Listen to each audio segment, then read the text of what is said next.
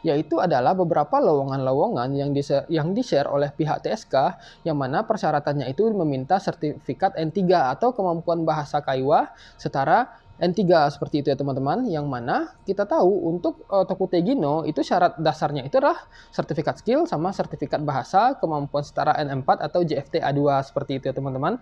Kalau sekiranya teman-teman itu bukan Kotei Zangyo tapi teman-teman tidak mencapai Zangyo itu sebesar 40 jam, artinya 26 mang tadi itu hanya angan-angan ya teman-teman, karena targetnya tidak tercapai.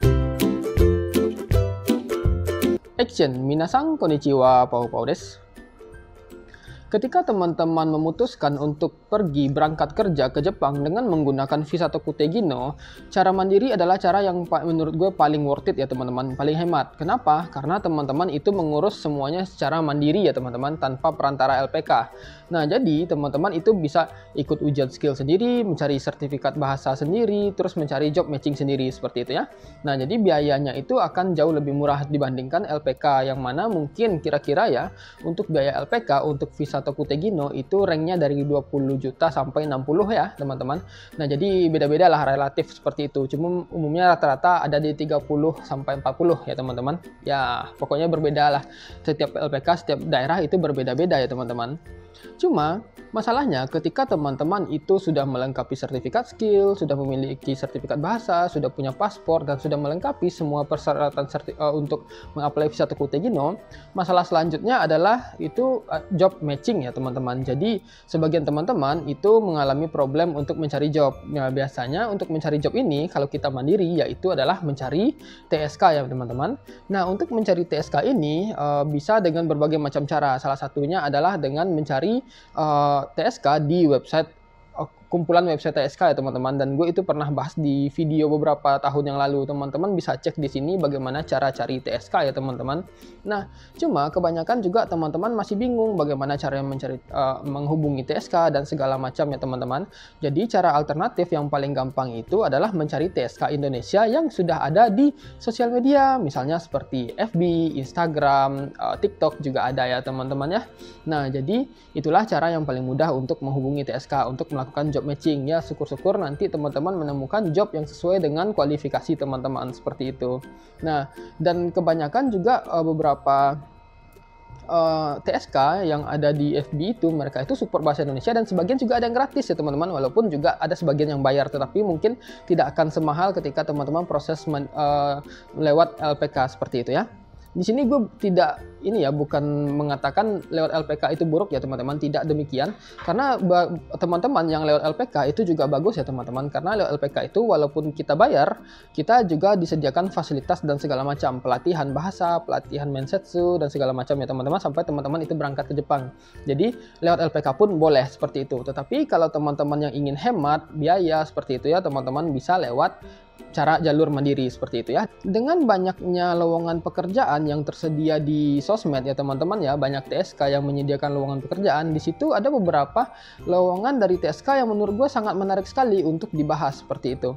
Yaitu adalah beberapa lowongan-lowongan yang di-share oleh pihak TSK, yang mana persyaratannya itu meminta sertifikat N3 atau kemampuan bahasa Kaiwa setara N3 seperti itu ya teman-teman. Yang mana kita tahu untuk Tokutei Gino itu syarat dasarnya itu adalah sertifikat skill sama sertifikat bahasa kemampuan setara N4 atau JFT A2 seperti itu ya teman-teman.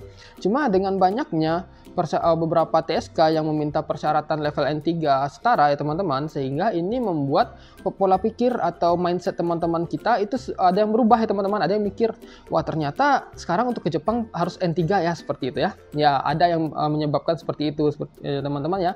Tetapi sebenarnya pihak TSK itu tidak ada masalah ya teman-teman dengan persyaratan yang mereka terapkan, yaitu sertifikat harus memiliki N3. Ya, barangkali kalau kita berpikir positif ya teman-teman, barangkali si pihak TSK itu ingin menjaga kualitas TSK-nya, sehingga kandidat-kandidat yang ada di TSK tersebut adalah orang-orang yang ahli dalam bahasa Jepang, yang udah jago lah seperti itu ya teman-teman ya. Sehingga nanti mereka pun akan sangat mudah dalam melakukan dan menjalani kehidupan di Jepang seperti itu, sehingga nanti terjalinlah kondisi yang nyaman dan tentram, aman saat berada di Jepang seperti itu ya. mungkin itu yang dipikirkan oleh beberapa pihak TSK yang merekrut kandidat yang memiliki sertifikat N3 seperti itu ya teman-teman. Nah, tetapi bagi sebagian orang, sertifikat N3 itu bukanlah sesuatu pencapaian yang mudah ya teman-teman. Karena apalagi yang khusus newcomer, itu sertifikat N3 itu ya bukan sesuatu yang bisa didapatkan dalam waktu singkat seperti itu. Butuh belajar mungkin setahun, 2 tahun seperti itu. Bahkan untuk teman-teman yang mungkin pernah magang di Jepang, ada sebagian teman-teman gue yang udah 3 tahun, 5 tahun di Jepang, tetapi tidak mendapatkan sertifikat N3. Mungkin karena mereka tidak mampu secara bahasa atau mereka tidak mau ikut ujian JLPT seperti itu ya teman-teman. Nah, jadi bukanlah sesuatu hal yang mudah.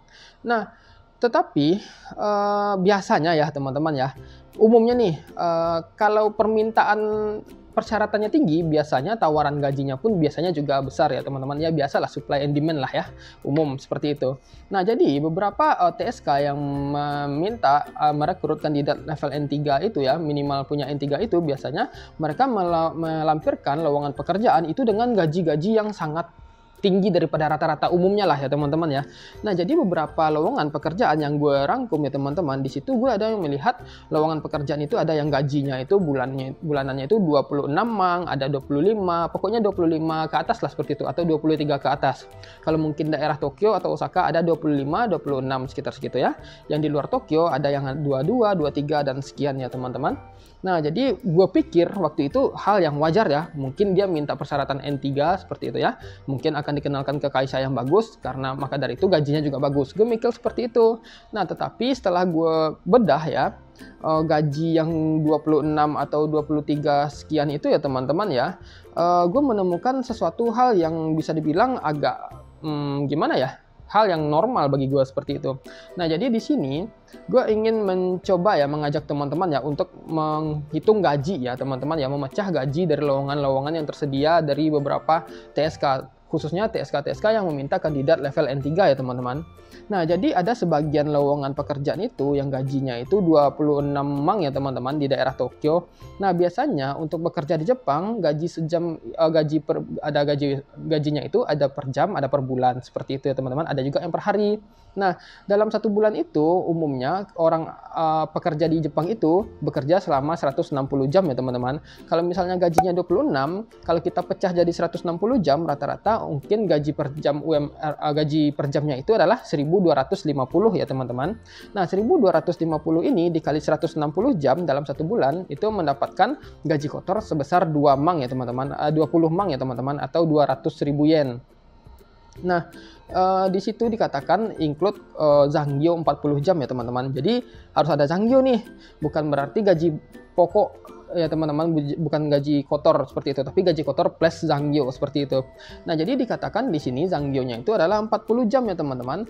Ketika gaji zanggyonya 40 jam, kita pecah jadi per jam, itu sejamnya itu dapat 1.562 ya teman-teman. Kalau dikalikan 40 dapatnya 62.500 seperti itu. Jadi 62.500 ditambah 200.000 itu totalnya 262.500 ya teman-teman. Dan itulah gaji kotor yang teman-teman lihat di lowongan pekerjaan di beberapa TSK seperti itu ya. Jadi kadang TSK itu tidak menjelaskan detailnya seperti itu ya. Jadi dia menjelaskan gaji 26 mang, terus include zanggyo 40 jam seperti itu ya. Nah, kalau kita pecah lebih kurang seperti itu perhitungannya. Nah, itu adalah lowongan pertama. Itu ada di sekitar Tokyo, Osaka, Kanagawa ya teman-teman. Pokoknya prefektur yang gajinya besar lah ya. Nah, selanjutnya gue lihat di beberapa lowongan ada juga yang di luar Tokyo seperti itu, yang gajinya itu sekitar 23 sekian ya teman-teman. Yang mana kalau gue pecah lagi 23 mang itu gaji per jamnya adalah 1.100 ya teman-teman. Dikali 160 jam itu kita mendapatkan 176.000 ya teman-teman. Dan di situ masih include zanggyo 40 jam. Nah, kalau kita pecah zanggyo 40 jam ini, kita mendapatkan 1 jam zanggyo itu adalah 1.375 ya teman-teman. Kalau dikali 40 jam, kita dapat 55.000. Nah, jadi 55.000 ini ditambah 176.000 ya teman-teman, kita mendapatkan 23 mang. Seperti itu ya teman-teman. Nah, jadi itulah kalau kita pecah gajinya, kira-kira nominalnya dapat segitu ya teman-teman. Nah, jadi ya yang 40 jam tadi ada dua kemungkinan ya teman-teman. Gaji yang 26 mang tadi dengan Zanggyo 40 jam tadi ada dua kemungkinan, yaitu yang pertama itu Kote Zanggyo, yang kedua itu Zanggyo biasa ya teman-teman. Jadi kalau misalnya Kote Zanggyo artinya teman-teman dalam 1 bulan itu wajib ambil lembur selama 40 jam ya teman-teman. Nggak boleh kurang. Tapi kalau lebih nanti uangnya ditambahin seperti itu. Atau kemungkinan kedua, kalau sekiranya teman-teman itu bukan Kote Zanggyo tapi teman-teman tidak mencapai Zanggyo itu sebesar 40 jam, artinya 26 mang tadi itu hanya angan-angan ya teman-teman, karena targetnya tidak tercapai. Anggaplah mungkin teman-teman itu Zanggyonya cuma 20 jam misalnya seperti itu ya, artinya pendapatan teman-teman artinya dari 62.500 tadi dibagi 2 jadi sekitar 31.250 ya teman-teman. Jadi nanti uang yang teman-teman dapatkan ya jadinya 2 mang 3.000 seperti itu. Kalau misalnya tidak Kote Zanggyo seperti itu ya. Jadi kalau misalnya tidak cukup gajinya Zanggyonya 40 jam, artinya gajinya tidak sampai 26 ya, intinya seperti itulah ya teman-teman. Nah, jadi di sini apa yang bisa teman-teman tarik kesimpulan dari perhitungan gaji gue tadi? Nah, ternyata ya teman-teman, walaupun mungkin sebagian TSK yang mungkin minta persyaratan N3 seperti itu ya untuk matching job atau untuk jadi kandidat mereka seperti itu ya. Ternyata gaji yang mereka tawarkan itu tidak jauh berbeda dengan TSK-TSK yang mungkin persyaratannya cukup N4 atau JFTA basic saja. Kenapa? Karena di beberapa lowongan pekerjaan mereka itu juga menawarkan beberapa gaji-gaji yang mungkin standar seperti itu ya, mungkin start dari 180 sampai 200 seperti itu ya teman-teman, 20 mang seperti itu. Memang banyak beberapa TSK dan mereka tidak mengharuskan N3 seperti itu. Artinya kan tidak ada bedanya TSK yang minta merekrut kandidat yang harus N3 dengan TSK yang merekrut kandidat yang memiliki N4 saja seperti itu ya, artinya sama aja, cuma di dalam lowongan dibikin jauh lebih besar karena gaji totalnya itu ditambahkan dengan Kote Zanggyo seperti itu ya teman-teman ya. Terus walaupun begitu ya, walaupun teman-teman mungkin masih cuma punya sertifikat N4 dan belum bisa mengejar sertifikat N3, bukan berarti teman-teman stuck di sana ya teman-teman. Teman-teman itu harus tetap meningkatkan kemampuan bahasa teman-teman agar kemampuan bahasa teman-teman itu bisa minimal lah setara N3 atau memiliki kemampuan N3. Karena kalau bagi gue pribadi ya, ketika teman-teman 2 atau 3 tahun di Jepang, setidaknya kemampuan teman-teman itu sudah setara N3 ya teman-teman ya. Karena semakin tinggi kemampuan teman-teman itu akan semakin memudahkan teman-teman dalam menjalani kehidupan di Jepang, apalagi bekerja. Jadi kan misalnya kalau teman-teman nggak betah di perusahaan yang saat ini, teman-teman sudah bisa berbahasa Jepang, teman-teman bisa mencari link lowongan yang lain seperti itu. Atau mungkin teman-teman ketika teman-teman bagus dalam bahasa Jepang teman-teman sudah paham dengan pekerjaan teman-teman, nanti bisa jadi nanti jabatan atau gaji teman-teman dinaikkan oleh sacho teman-teman seperti itu ya. Nah, jadi lebih kurang seperti itu ya informasi yang bisa gue sampaikan ya teman-teman ya. Jadi bukan berarti TSK yang memiliki persyaratannya tinggi gajinya juga tinggi ya teman-teman ya. Kita bisa bandingkan dengan TSK-TSK yang persyaratannya standar tapi gajinya juga tinggi seperti itu, tapi nggak banyak gaya seperti itu. Tetapi walaupun begitu, seperti yang gue bilang tadi, kemampuan bahasa harus tetap ditingkatkan ya teman-teman. Nah, jadi lebih kurang seperti itu ya informasi yang bisa gue sampaikan kepada teman-teman. Kalau misalnya teman-teman masih punya pertanyaan, silakan aja tulis di komen. Gue bakal jawab sebisa mungkin dan sampai ketemu di video berikutnya. Cut.